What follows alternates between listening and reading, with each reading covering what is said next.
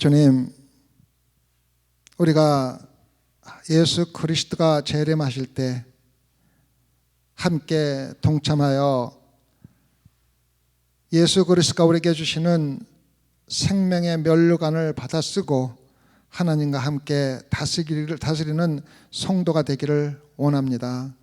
주님, 오늘 말씀을 통해서 저희들이 어떻게 예수 그리스도와 함께 동참할 수가 있고 어떻게 예수 그리스도가 재림하셨을 때 너무 슬퍼서 애곡하며 통곡하는 것이 아니라 후회하는 것으로 통곡하는 것이 아니라 기뻐서 환영할 수 있는 그러한 성도들로 주님 인도하여 주시옵소서. 그래, 오늘 새벽에 모인 당신의 자녀들 가운데 단 한 명도 예수 그리스도의 재임 시 심판을 받고 주님과 동참하지 못하는 사람 한 명도 없도록 주님께서 특별히 은혜 내려 주시옵소서. 감사하며 예수님 받들어 기도드렸사옵나이다. 아멘. 요한계시록은 처음부터 끝까지가 예수 그리스도의 재림에 대한 이야기입니다. 어떻게 예수 그리스도가 재림하시고 재림한 후에 어떻게 새하늘과 새 땅이 일어나는가를 우리에게 보여주고 있는 겁니다. 그래서 재림은 이미 시작이 돼갖고 진행되고 있는 과정이기 때문에 누군가가 예수님이 재림하시는 걸 갖다가 막을 자도 없고 중단할 자도 없고 아무도 그거를 막을 자가 없는 것입니다. 그래서 예수님의 재림은 실질적으로 예루살렘 성전이 무너졌을 때부터 예수님의 재림은 시작이 된 겁니다. 그래서 지금 오고 계시다는 것을 우리가 분명히 알아야만 합니다. 그래서 오늘 7절과 8절 할 건데 여기서 보면은 타고 오시리라 확정적으로 이야기를 합니다. 오시고 계신 겁니다. 조금도 의심할 필요가 없습니다. 오시리라. 그래서 요한계시록을 우리가 보면은 예수님께서 오실 적에 딱 두 가지로 나눠집니다. 하나는 예수 그리스도와 함께 기쁨으로 동참하는 자와 하나는 예수 그리스도에게 버림을 받고 애곡하고 통곡하는 자가 바로 둘로 바로 나누어집니다. 그래서 우리가 요한계시록을 공부하는 가장 큰 이유는 어떻게 우리가 예수 그리스도의 오심을 예수 그리스도의 재림을 준비할 것인가가 그걸 알기 위해서 우리가 요한계시록을 공부하는 겁니다. 그래서 어떻게 우리가 준비를 할 건가 갖다가 보면은 여러분들이 기대하지 않았던 성경책인 욥기에 욥이 예수님을 하나님을 만나는 준비하는 모습을 우리에게 보여주고 있습니다. 욥기 19장 25절과 27절에 한번 보실까요? 욥기 19장 25절에서 27절까지입니다. 욥기 제가 읽어드리겠습니다. 내가 알기에는 나의 대속자가 살아 계시니 마침내 그가 땅 위에 서실 것이라. 내 가죽이 벗김을 당한 뒤에도 내가 육체 밖에서 하나님을 보리라. 내가 그를 보리니 내 눈으로 그를 보기를 낯선 사람처럼 하지 않을 것이라. 내 마음이 초조하구나. 그래서 가장 중요한 단어는 낯선 사람처럼 대하지 않는다는 거예요. 예수님이 오셨는데 당신 누구요? 이렇게 대하지 않는다는 거예요. 저녁에 집에 있는데 벨이 띵동 울립니다. 집에 빗벨이. 그래서 나갔더니 모르는 사람이 와 있습니다. 와서 누구십니까? 이 주변에 지금 우리가 그 잔디 빌어주는 걸 지금 팔고 있는데 사시겠습니까? 그러면 아닌데요. 우리 지금 딴 사람 주고 있는데 그래서 보냅니다. 그죠? 낯선 사람입니다. 그 사람은. 근데 벨이 띵동 울렸습니다. 나가 보니까 우리 황기석 속장님 애들하고 와서 밖에 계신 거예요. 어서 들어오세요. 들어와가지고 같이 이야기도 하고 즐거운 시간도 보내고 식사도 하고 그렇게 되는 거 아닙니까? 그래서 예수님이 재림하실 때 벨이 띵동 울립니다. 나가서 예수님이 나오십니다. 당신 누구요? 내가 어느 교회 다니는 누군데 내가 왕년에 뭐 이것도 하고 저것도 하고. 그래요? 잘 모르겠는데요. 그러면은 낯선 사람이 되는 겁니다. 그래서 예수님을 제 이름을 기다리는 준비는 낯선 욥이 얘기했던 것처럼 낯선 사람이 낯선 사람으로 대하지 않기 위해서 그런 거예요.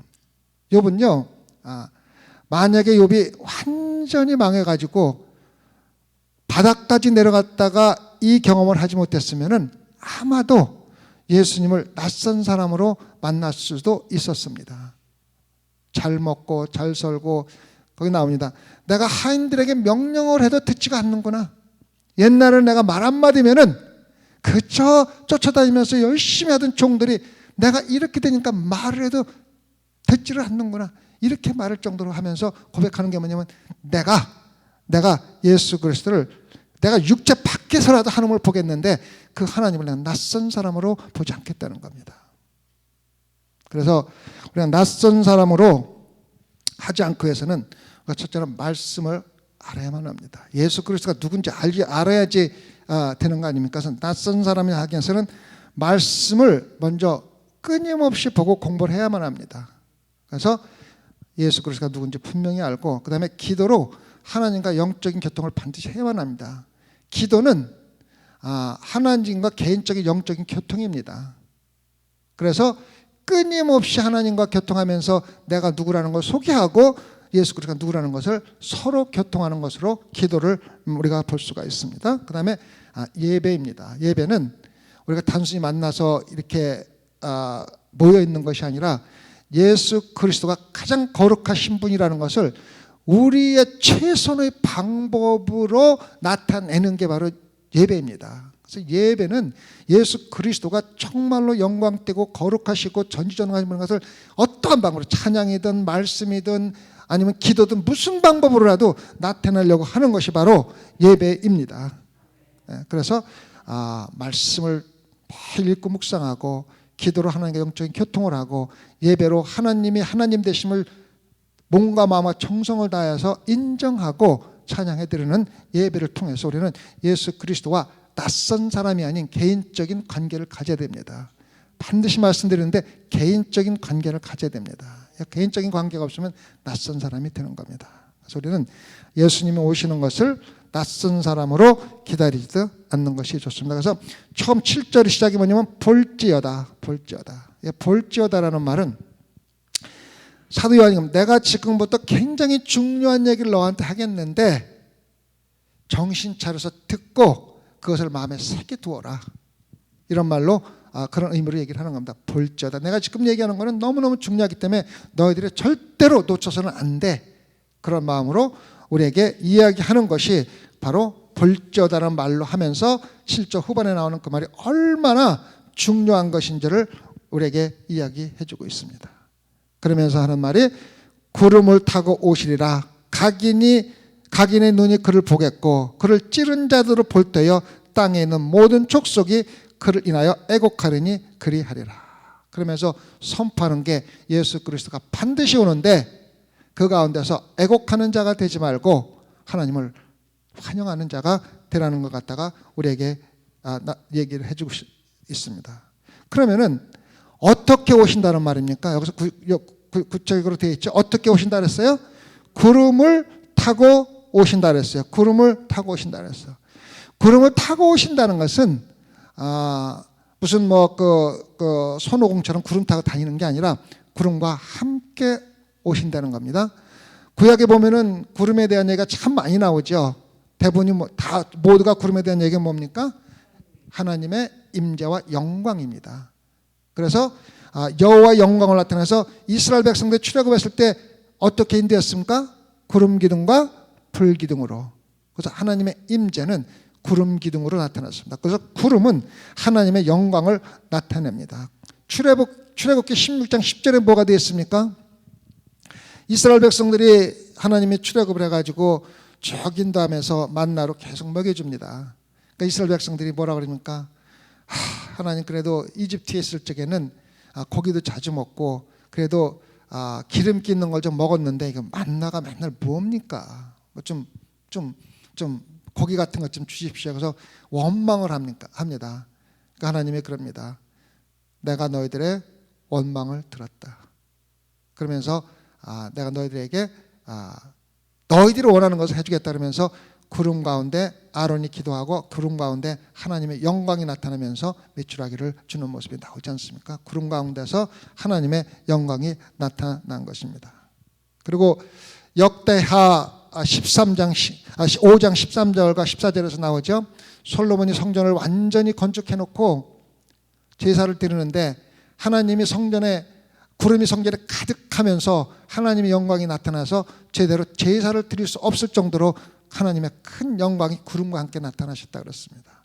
그래서 구름은 하나님의 영광, 하나님의 영광을 나타내고 하나님의 임재를 나타내는 상징입니다. 그 다음에 신약에도 나오죠. 신약에 어디 나옵니까? 신약에 예수님이 변화산에서 엘리야와 모세를 만나는 때 어떻게 됐습니까? 구름이 가득하고 빛난 구름이 그들을 덮으며 구름 속에서 소리가 나서 이르시되 이는 내 사랑하는 아들이여 내 기뻐하는 자라고 선포하는 모습이 나오지 않습니까? 그래서 찬란한 구름 가운데 하나님이 임재하신 겁니다. 하나님은 영이시기 때문에 하나님을 우리가 눈으로 볼 수 있는 사람은 아무도 없습니다. 그래서 하나님의 임재를 우리가 느끼는 것뿐이지 실질적으로 하나님의 얼굴을 볼 수 있는 사람은 아무도 없는 것입니다. 그래서 지금 7절에 구름을 타고 오시고 하는 이 말은 실질적으로 다니엘서에 이미 예언이 되어 있는 얘기입니다. 다니엘서 7장 13절과 14절에 정확하게 똑같은 예언이 하나님께서 다니엘에게 환상으로 이미 보여주셨습니다. 환상으로 보여주셨습니다. 다니엘서 7장 13절과 14절을 제가 읽어드리겠습니다. 다니엘서 7장 13절 14절 내가 또 밤 환상 중에 보니 인자 같은 이가 하늘 구름을 타고 와서 옛적부터 항상 계신 이에게 나아가 그 앞으로 인도되매 그에게 권세와 영광과 나라를 주고 모든 백성과 나라들과 다른 언어를 말하는 모든 자들이 그를 섬기게 하였으니 그의 권세는 소멸되지 아니하는 영원한 권세여 그의 나라는 멸망하지 아니할 것이라. 환상 중에 보니 인자 같은 사람이 나옵니다. 인자가 누구입니까? 인자 예수님이죠.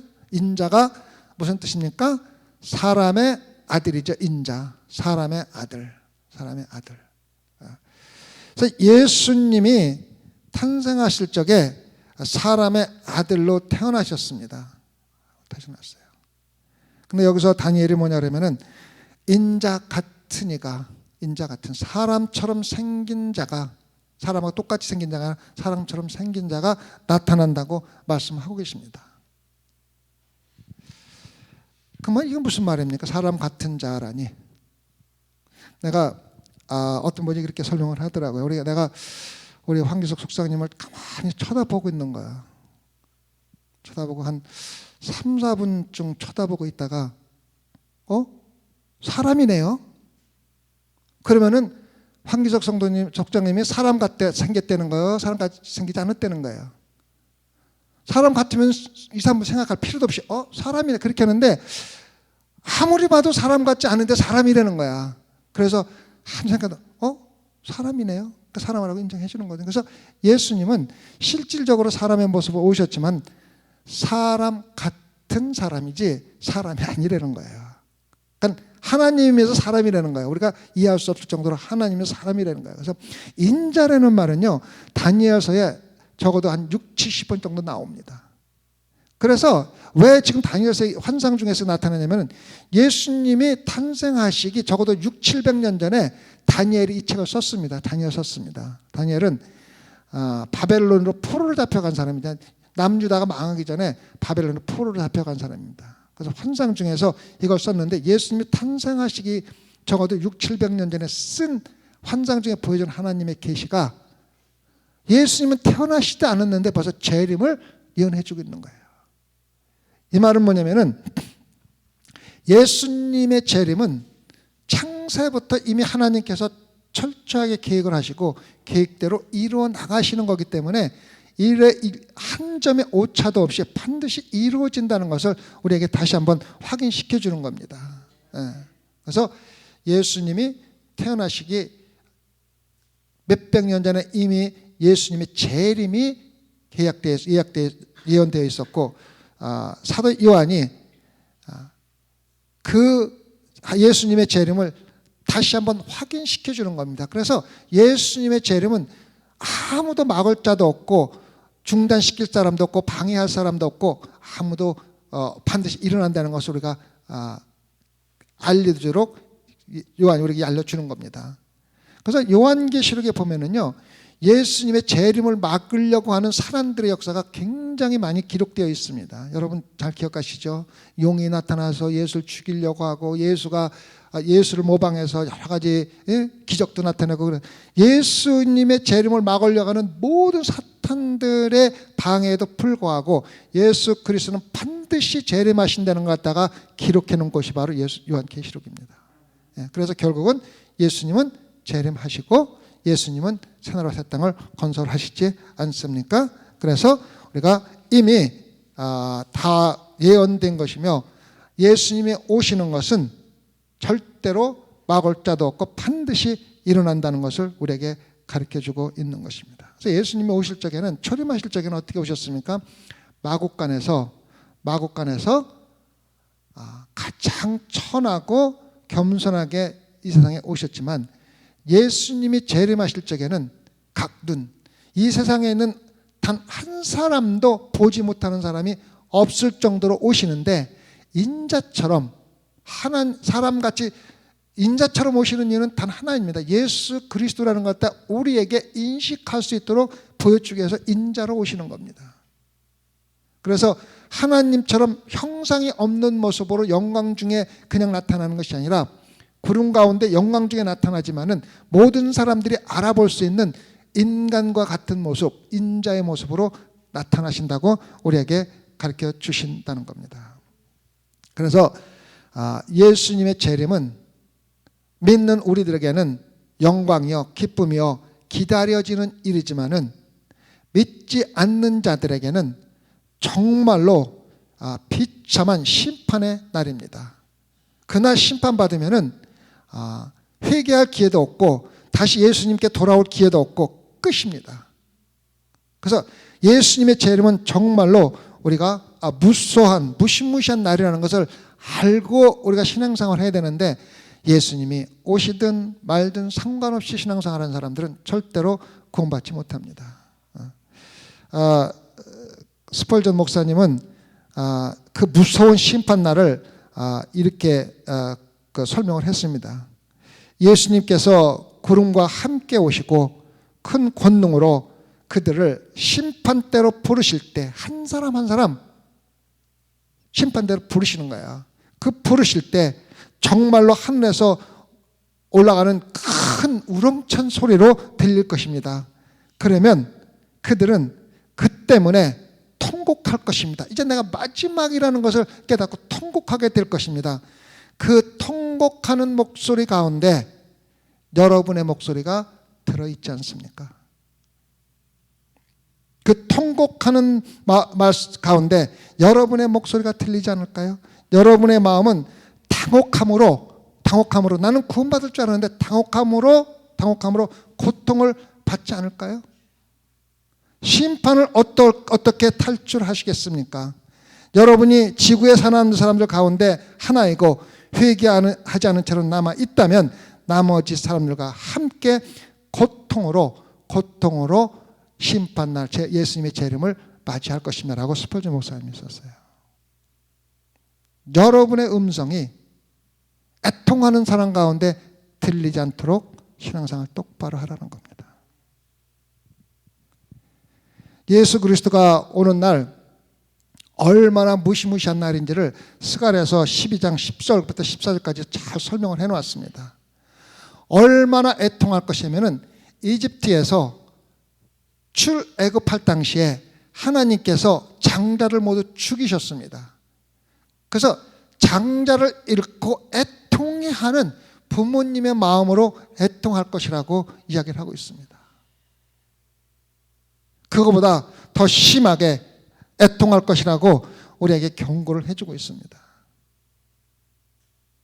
여러분, 우리가 그냥 예수님의 부활 재림 때 그냥 예수님이 오시겠지, 그래도 뭐 좋은 일 있겠지, 그렇게 심하진 않겠지 하는 그런 환상을 버리라는 겁니다.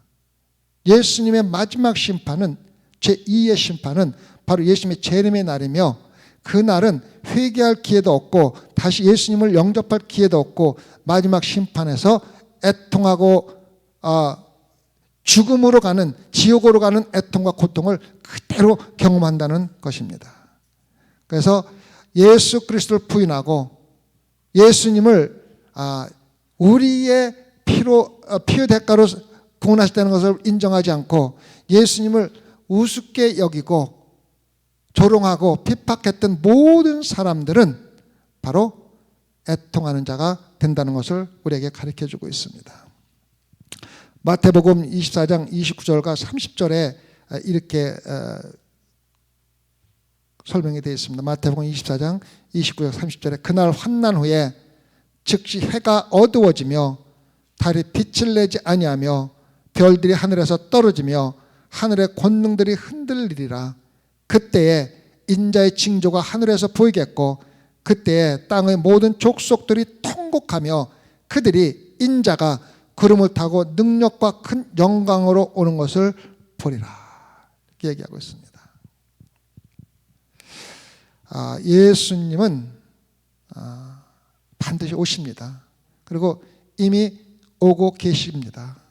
여러분들, 우리가 이 세상에 살아서 욥이 아까 이야기했듯이 내가 만약에 이러한 고통과 고난을 겪지 않고 그냥 평상시 살던 대로 풍성하게 살고 종들에게 시키면 종들이 시키는 대로 하고 어려움 없이 살았다면 내가 하나님을 개인적으로 낯선 사람으로 볼 수밖에 없었는데, 하나님께서 내 껍질을 벗기는 한이 있다 하더라도 내가 하나님을 개인적으로 낯익은 자로 만날 수 있게 해준 것을 감사하는 것이 바로 우리 신앙인들의 모습이 되어야 됩니다. 우리가 예수님을 보게 될 때 애통하는 자들 속에서 내 음성이, 내 애통하는 울음소리가 들리지 않도록 우리가 신앙생활을 열심히 할 수 있기를 바랍니다. 8절에 주 하나님이 가라사대 나는 알파와 오메가라. 이제도 있고 전에도 있었고 장차 올 자여 전능한 자라 하시니라. 알파와 오메가라는 말은 뭡니까? 처음부터 끝이라는 겁니다. 그래서 예수 그리스도는 창세 전부터 계신 하나님이시며 예수 그리스도는 시작도 없고 끝도 없는 겁니다. 그죠? 영원하신 분이기 때문에 우리가 믿고 따르는 분이 바로 그분이며, 그분은 우리를 지옥에 보낼 수도 있고 천국에 보낼 수 있는 고난을 가진 사람이 유일하게 예수 그리스도입니다. 그래서 예수 그리스도를 우리가 믿는다 하면서도 세상에서 예수 그리스도가 정말 모든 나의 삶을 주관하시고 처음부터 끝까지, 심지어는 내가 태어나기 전부터라도 하나님께서 이미 나를 자녀로 삼으시고 보호해 주시고 주관하고 계신다는 걸 믿는다면 우리가 사실 이 세상에서 두려울 것이 뭐가 있겠습니까? 우리가 이 세상에서 두려워하는 이유는 단 하나입니다. 그것을 진심으로 믿지 못하기 때문에 그래요. 우리가 믿는다고 생각은 하고 있고 믿는 것 같이 살아가고는 있지만 진심으로 믿지 못하기 때문에 항상 우리 마음속에서는 두려움과 걱정, 근심이 많이 쌓여 있는 것입니다. 그게 가장 우리가 마음에 새겨두어야만 할 것입니다. 우리는 예수님이 재림하시는 확신이 있으면 예수님이 재림할 때까지 기쁨과 즐거움으로 기다리면 됩니다. 기쁨과 즐거움으로 기다리면 됩니다. 그런데 그렇게 하지 못하면 항상 두려움과 걱정, 근심 속에 살아가는 겁니다. 어떤 목사님이 참 재미있게 설명을 하셨더라고요. 우리가 연극을 보러 가면은 연극에 다 틀린 그 역할이 있지 않습니까? 다 특히 틀린 역할이 있어서 연극 중에 칼에 맞아 죽는 사람들도 있고 또 죽이는 사람들도 있고 또 종들도 있고 또 부자도 있고 가난한 사람들도 있고 그래서 연극을 막 다 하고 나서 끝나고 나면은 연극 중에 죽었던 사람들도 다 턱턱 털고 일어나고 맞았던 사람들도 다 일어나고, 그래서 연극이 다 끝나면은 앞에 서서 관객들한테 인사를 하지 않습니까? 그럼 관객들은 막 박수를 칩니다. 그거하고 똑같다는 거예요. 우리가 이 세상에서 조금 어렵게 살고, 어떤 사람은 어렵게 살고, 어떤 사람은 병으로 좀 일찍 죽고, 어떤 사람은 가난하게 살고, 어떤 사람은 부유하게 살지만은 예수님이 재림하실 때 우리가 연극에서 툭툭 털고 일어나서 인사하듯이 우리가 삶 속에서 살았던 모든 것을 툭툭 털어버리고 예수님 어서 오십시오 하고 환영하는 것이 바로 성도들의 모습이라는 겁니다. 그래서 우리가 살아가고 있는 지금 모든 이것들은 예수님께서 제작하신 연극의 연극 배우로 우리가 역할을 하는 것 뿐이기 때문에 조금 어려워도 연극이기 때문에 크게 걱정하지 말라는 거예요. 예수님 오시면 결국은 똑같이 툭 털고 예수님 앞에 똑같이 산다는 거예요. 그래서 우리의 소망은 세상에 있지 않습니다. 세상에 있지 않습니다. 우리의 소망은 예수 그리스도의 부활에 있습니다. 그래서 여러분 가운데서는 조금 가난한 역할을 맡으신 분도 있고, 좀 더 부유한 역할을 맡으신 분도 있고, 똑똑한 역할을 맡으신 분도 있고, 좀 교육이 부족한 역할을 맡은 사람들도 있고, 성질이 나쁜 역할을 맡은 사람도 있고, 성질이 좋은 역할을 맡은 사람들도 있을 것입니다. 건강하게 사는 사람의 역할을 맡은 사람들도 있고, 또 항상 아파서 비실비실한 역할을 맡은 사람도 있을 겁니다. 근데 그거는 다 연극에 불과하고 예수님이 오시는 날 우리는 툭툭 털고 일어나서 예수님께 인사하는 그러한 연극 배우에 불과하다는 것을 마음에 두시고 오늘도 씩씩하고 즐겁게 예수 그리스도의 이름으로 살아가기를 부탁을 드리겠습니다. 기도합시다. 주님, 우리가 이 세상에서 살아가는 것은 우리의 역할이 무엇이든 상관없이 예수 그리스도가 우리에게 맡겨주신 역할을 충실히 하여 예수님이 오시는 날 우리가 우리의 맡긴 역할을 예수님께 다 잘했다는, 내가 참 좋은 연극으로 너무 아름다운 삶을 살았다는 칭찬을 받는 그러한 귀한 성도들이 될 수 있도록 인도하여 주시옵소서.